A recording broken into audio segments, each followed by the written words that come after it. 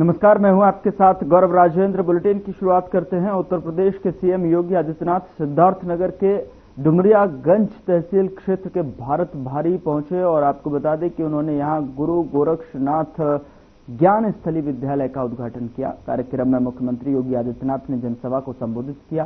तो वहीं संबोधन में कहा कि शिक्षा में किया जाने वाला निवेश और खर्च कभी भी व्यर्थ नहीं जा सकता।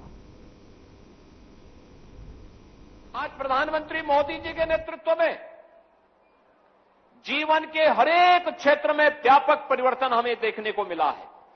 क्या वह शिक्षा का हो, क्या वह स्वास्थ्य का हो, क्या वह रोजगार का हो, क्या वह निवेश का हो।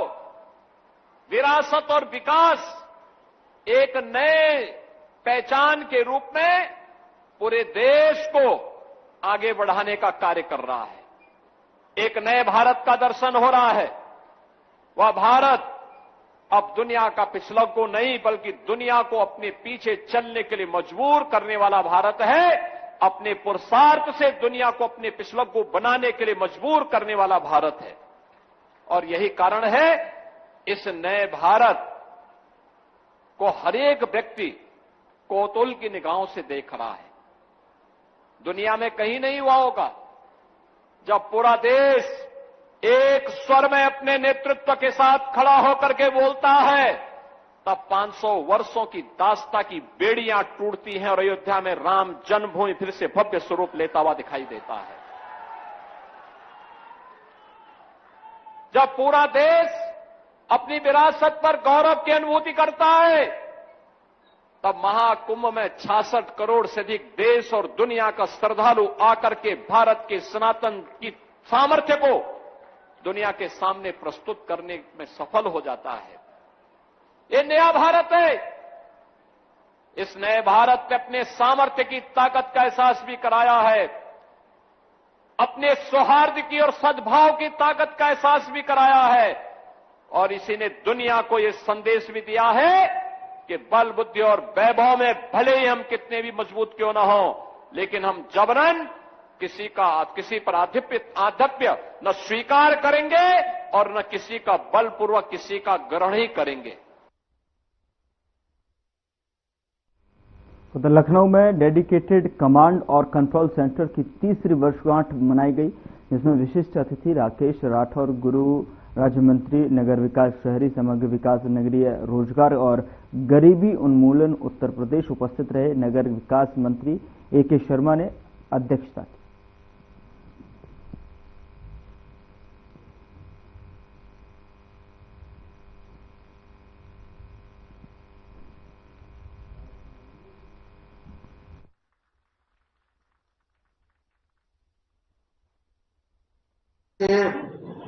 काफी हद तक काफी नजदीक प्रयाग का जो सेंटर बना है काफी नजदीक बना है। उससे भी मैं बेहतर चाहूंगा बने। और थोड़ा और अगर किसी की इच्छा हो तो थोड़ा गुजरात जा करके सूरत का देख लीजिए, अहमदाबाद का देख लीजिए। कलेक्ट्रेट में भी बने हैं, नगर निकायों में भी बने हैं। कुल मिलाकर के कोई व्यक्ति, जैसे पहले हम रेलवे स्टेशन पे जाकर के अपने गाड़ी का टिकट पैसा देते थे, हमको रिजर्वेशन का टिकट मिल जाता था। अब तो वो भी ऑनलाइन हो गया, घर बैठे ही हो जाता है। तो हमारी बहुत सारी सेवाएं ऐसी हैं, किसी को जन्म प्रमाण पत्र चाहिए, किसी को मृत्यु प्रमाण पत्र चाहिए, किसी को कोई एनओसी चाहिए, होटल की एनओसी किसी ने कहा कि आप 2 दिन में दे सकते हो, 1 दिन में दे सकते हो। सुबह आदमी आवे, अपना कागज पत्र जमा करे, 3 घंटे बाद बुलाइए उसको और उसका प्रमाण पत्र दे दीजिए। ऐसा वन डे गवर्नेंस सेंटर मैं चाहूंगा कि सभी नगर निगमों में कम से कम आने वाले 3 महीने के अंदर और अच्छी व्यवस्था के साथ, एक एकदम क्लास 1 व्यवस्था के साथ, एक एयरपोर्ट की जैसी लाउंज होती है, सुंदर बैठने की व्यवस्था, एयर कंडीशनिंग के साथ, कि जो व्यक्ति आए उसको एकदम अलग अनुभव आप दे। बाद में इसको हर जोन तक ले जाया जाएगा, लेकिन कम से कम एक सेंटर तो बनाइए नगर निगम में। बाद में मेरी इच्छा है कि हर जोन में छोटे छोटे ऐसे सेंटर बन जाएंगे तो नागरिकों को सुविधा हो जाएगी। जिले में भी जैसे देवरिया का हम देख रहे थे तो बहुत बड़ी जगह मुझे दिख रही थी, उसी में थोड़ा एक कॉर्नर पे बना करके एक वन डे गवर्नेंस सेंटर बनाइए और जो सुविधाएं, जो सेवाएं आप उस दिन दे सकते उसी से शुरुआत करिए। उदाहरण के रूप में प्रॉपर्टी का म्यूटेशन है, जन्म का प्रमाण पत्र है, मृत्यु का प्रमाण पत्र, ऐसे तमाम चीजें ऐसी हैं जो व्यक्ति का कुछ कागज लेकर के आवे और आप उसको प्रमाणित करके उसको उसी दिन 50 होंगे, 100 होंगे, 200 होंगे, किसी नगर निगम में होंगे तो कितने बच्चे होंगे, खैर क्यों नहीं खत्म कर सकते हम। मैं चाहूंगा कि इस बार का मानसून शुरू होने के पहले हम ये मापदंड बनावें कि एक भी वल्नरेबल पॉइंट जो है जीडीपी हमारे नगर में नहीं होना चाहिए, क्योंकि बरसात आती है, बरसात के साथ वो गंदगी का जो ढेर होता है वो पूरा मक्खी मच्छर सुअर घूमने का पूरा एक जंक्शन बन जाता है। जीडीपी जो गार्बेज वल्नरेबल पॉइंट हो का नामो निशान न हो, जहां से हमने कचरा उठाया है वहां कुछ ऐसा बना दें कि हमेशा हमेशा के लिए वहां किसी का गंदा करने का मन न हो। हर गंदी जगह पे क्यों हम मियावाकी पार्क नहीं बना सकते, क्यों हम अच्छे खेलने की जगह नहीं बना सकते। निरंतर उसको मॉनिटर करते हैं। इसका बहुत प्रभाव आया है। देखिए, नौकरी बहुत मिल जाएगी, परंतु एक जो सेटिस्फैक्शन ये रहता है इस डिपार्टमेंट में रहने का, कई लोगों को कष्ट होता है उठने में, शुरू में मुझे भी कष्ट होता है, सर को भी मैं समझता हूं कि प्रतिदिन वाला एस्पेक्ट नहीं रहता है, परंतु जब आप फील्ड में हैं, ईओ की नौकरी का आप आनंद ले रहे हैं और एक बड़ी जिम्मेदारी को निभा रहे हैं, तो ये एक्सपेक्टेड लेवल ऑफ डिलीवरी, जैसे पुलिस वाले कभी क्वेश्चन नहीं करते कि 2 बजे रात में मर्डर क्यों हुआ, ये तो 5 बजे होना चाहिए था, मैं उड़ जाता। ऐसा नहीं होता है हमारे डिपार्टमेंट में। अगर गंदगी है तो यू हैव टू डिलीवर।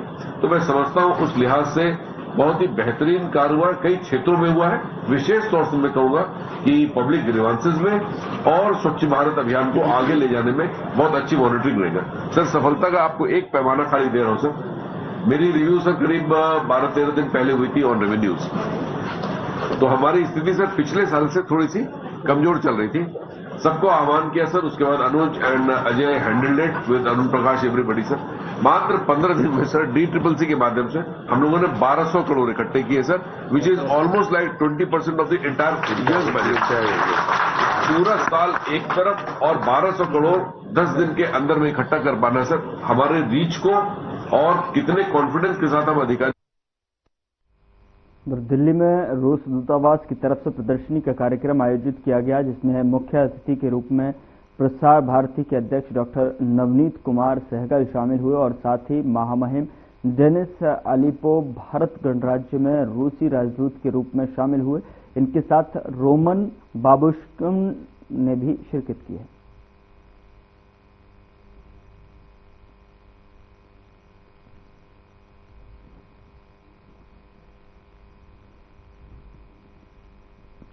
रूस दूतावास ने जो है प्रदर्शनी का आयोजन किया गया, यहाँ पर दीप प्रज्वलित कर इस कार्यक्रम की शुरुआत की गई। प्रसार भारती के अध्यक्ष भी यहाँ पर शामिल हुए और दूसरे गणमान्य लोग भी शामिल हुए हैं। प्रसार भारती के अध्यक्ष ने इस कार्यक्रम में शिरकत की है।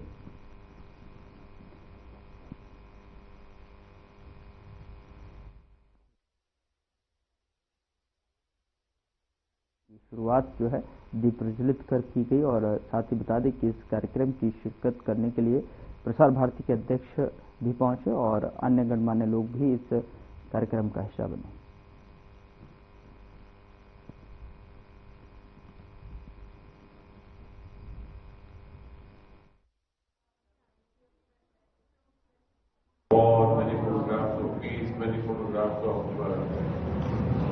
Adventure, many photographs of tourism, culture, history of different places. They are being exhibited here. India and Russia, we have very good relationship. It's very nice that these cultural exchanges between these two countries they are being organized. And once again, I would thank Sputnik for bringing all the talent here, bringing all these photographs for exhibition here, so that there is an interaction between photojournalists here, creative people here, and the artists who have the journalists who have clicked these photographs. Very rare opportunity, and I once again I thank them for inviting me to this function. Of this contest. So that's why actually I would like to welcome all of you in this fourth edition of Understanding in Candace, which is getting increasingly popular here in India. Studying real pictures of this wonderful country, India, make everyone truly emotional and admiring its beauty and complexity.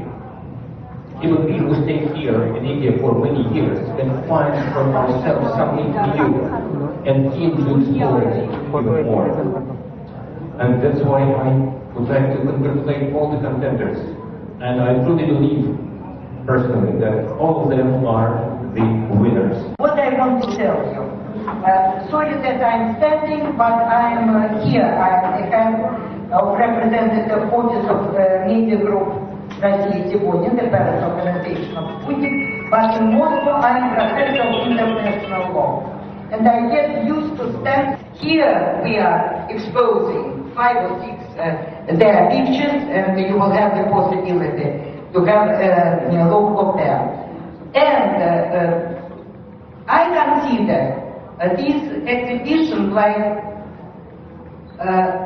Sputnik's, my media groups, and my personal contribution to the strengthening the ties between India and Russia.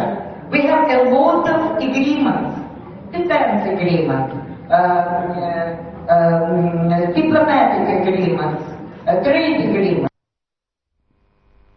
उधर केंद्रीय मंत्री अश्विनी वैष्णव ने केंद्रीय cabinet की briefing की और आपको बता दें कि केंद्रीय कैबिनेट ने रेल मंत्रालय की 4 परियोजनाओं को मंजूरी दी है, जिनकी कुल लागत 18,658 करोड़ रुपए है। महाराष्ट्र, ओडिशा और छत्तीसगढ़ के 15 जिलों को कवर करने वाली परियोजनाओं से भारतीय रेलवे को मौजूदा नेटवर्क में करीब 1,247 किलोमीटर की बढ़ोतरी की जाए।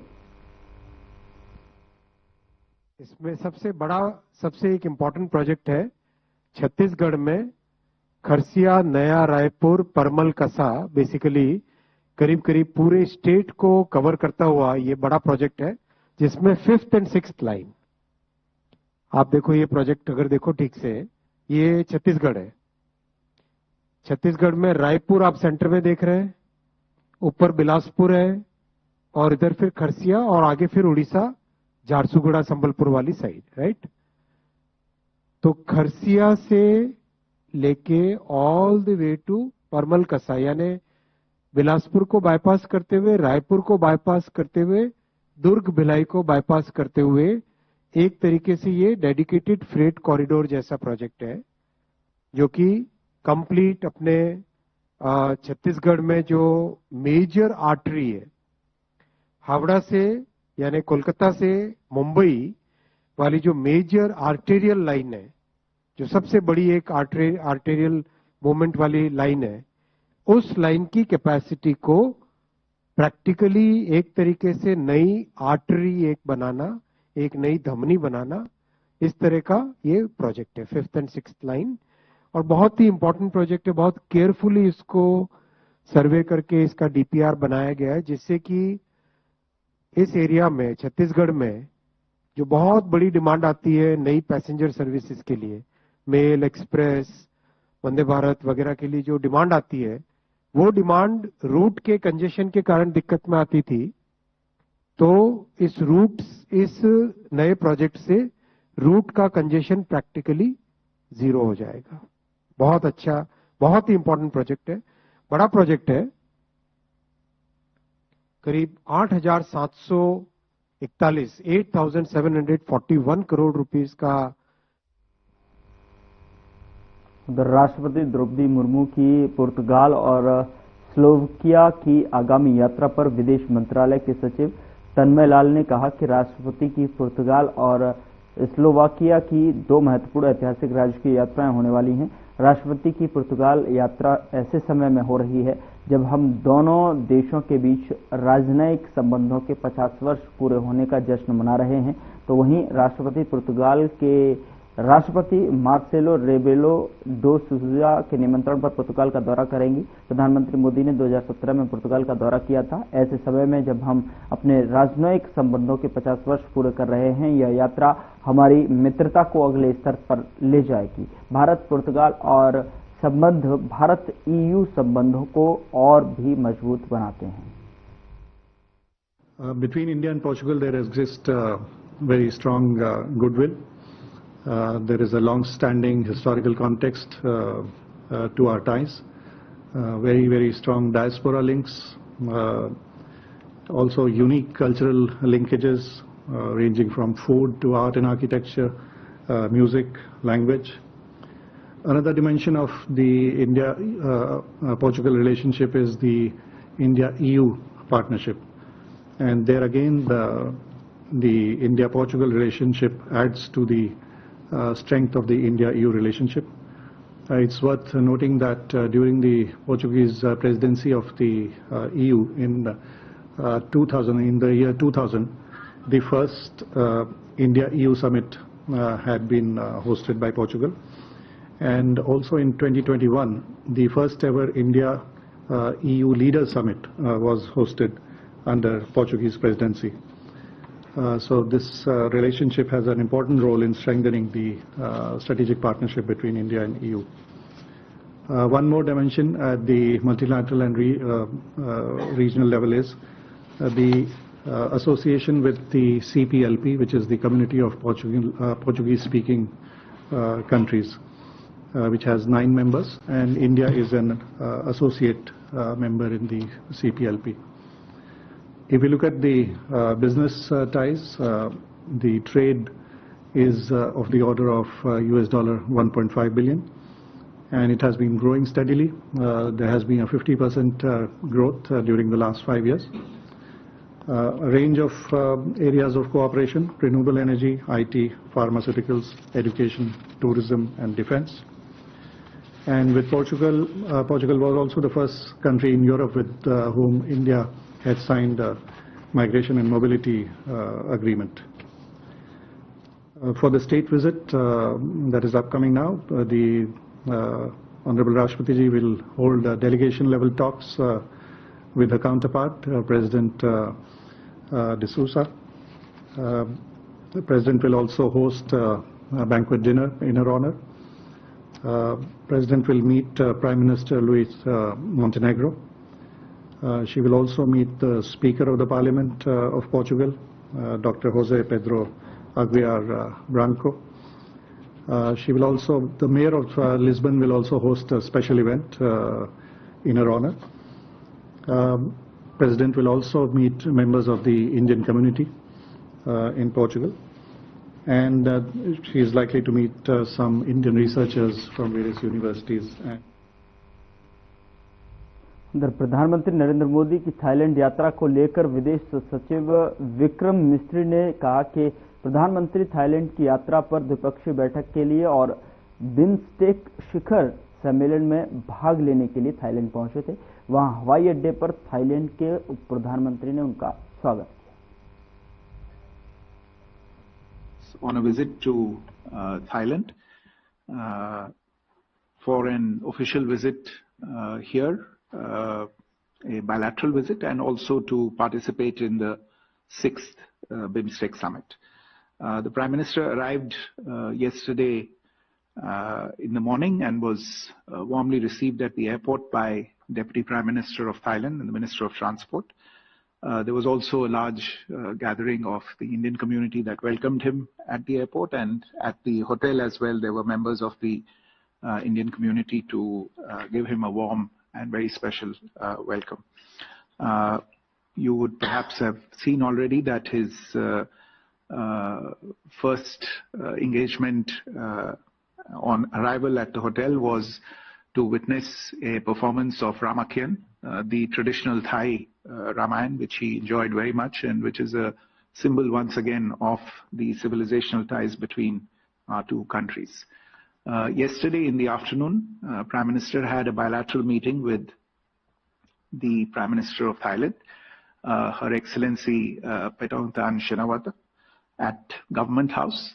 the two leaders decided to elevate ties between India and Thailand to the level of a strategic partnership and witnessed the exchange of 6 memoranda of understanding in the fields of strategic partnership, digital domain, handicrafts and handlooms, MSMEs, and maritime heritage.